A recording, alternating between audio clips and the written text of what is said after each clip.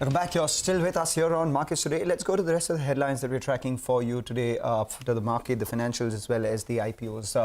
Let's talk about macros. Former RBI Governor Raghuram Rajan has termed the Fed's policy hawkish and said that rates will continue to rise in the short term. Several investors have accused the Fed of sending mixed signals. Abhishek Datta Roy and Ritu Singh report on the varied reactions to the US Federal Reserve's latest monetary policy. The Jerome Powell-led Federal Reserve pretty much stuck to the script, approving a fourth consecutive 75 basis point hike in benchmark interest rates. Their intent reasonable. US is currently grappling with a 40-year high inflation rate. However, the markets were expecting Powell to adopt a more dovish tone and hint at rate hikes of a lesser magnitude going forward, and that initial statement seemed to hint at that.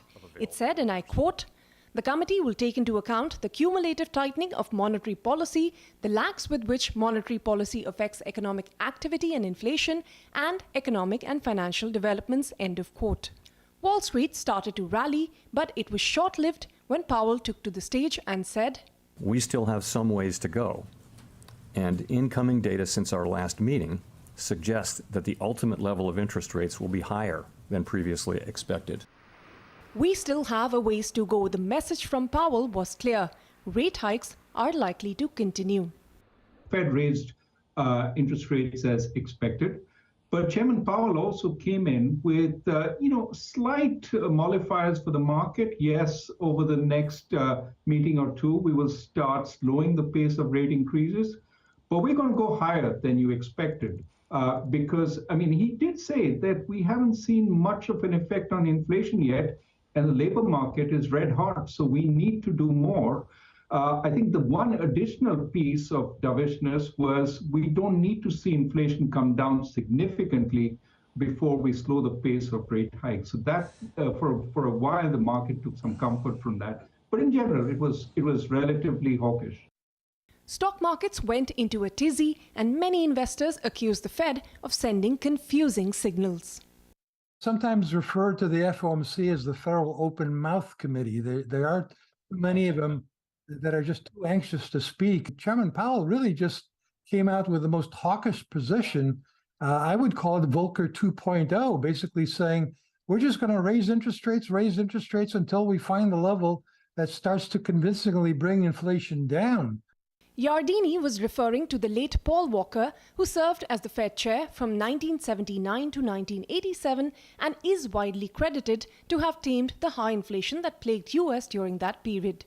In fact, Jerome Powell, while speaking at a conference in 2019, referred to Volcker's memoir, Keeping at It, The Quest for Sound Money and Good Government. He said, and I quote, "I actually thought I should buy 500 copies of his book and just hand them out at the Fed," end of quote. Powell also defended the actions of the Fed so far. I don't have any sense that we've over-tightened or moved too fast. I think it's been good and a successful program that we've gotten this far this fast. The key policy rate in the US stands at 3.75 to 4%. Citi has raised its expectation to 5.25 to 5.5%, hinting that there is room for rates to go up by another 150 basis points. If this turns out to be true, Standard Chartered expects the rupee to depreciate beyond 84 levels against the dollar. Let's move on away from macros, once back again to micros. Dalmia Bharat rallied close to around 4% today after the company delivered a steady performance in the second quarter. In fact, a bright outlook from the management also aided the stock. Nigel D'Souza joins in with the details. Nigel. Well, Dalmia's numbers were in line, which isn't too bad, given the fact that some of its competitors, well, they missed estimates by a big margin. So top line bang in line, EBITDA as well as margins in line. The PAT looked better, but that was because of some tax credit that they saw in the past quarter. What works for Dalmia Bharat really is that they are around a 35 million ton capacity as of last year. Now that's going to increase to around 49 million tons odd. And some part of the street believes that they deserve a better multiple from year on. As of now, they trade at around 9 times EV upon EBITDA. So for a large size company to trade at single digits, well, some part of the street believes that maybe double digits would be more appropriate. Now, the management on the con call as well sounded fairly confident. They said that they're expecting big margin recovery from year on, as the worst is behind for them. Volumes will improve, pricing will improve, and input costs will cool off. Besides that, they said that they're likely to grow at 1.5 times what the market grows.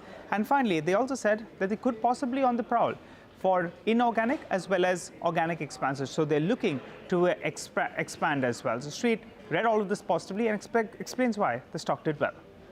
All right, Nigel, thanks a lot for that. That's not all. Alembic Pharma also rallied over 7% after the company received a green signal from the US drug regulator for one of its injectables. What does this mean for the company and the opportunity? Ekta joins in with more details. Ekta.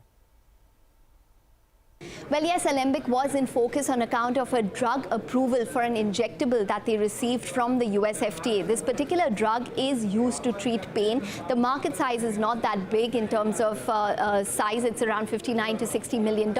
But it was important because it is the second injectable that they've received approval for just in the past couple of days, and from one particular facility, which is the F3 facility, a sterile injectable facility. Now, this particular plant is important because in November of 2021, it had received 10 observations.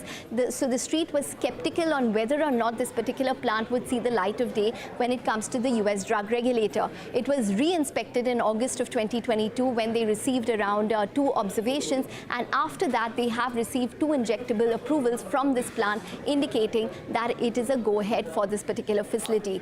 The company also received an approval for a colon drug, which is called Pentasa generic, the generic version of Pentasa, and that too would be important. So it looks as though the approvals are lining up as positive for the US business of Alembic, which in fact has been a bit sluggish. To put it into perspective, in Q1 of FY23, the US business sales were around $48 million. The street was anticipating around $50 to $55 million. So going forward, the hope is that with approvals stacking up, especially for injectables, there could be a renewed amount of gains that we could see for the US business for Alembic.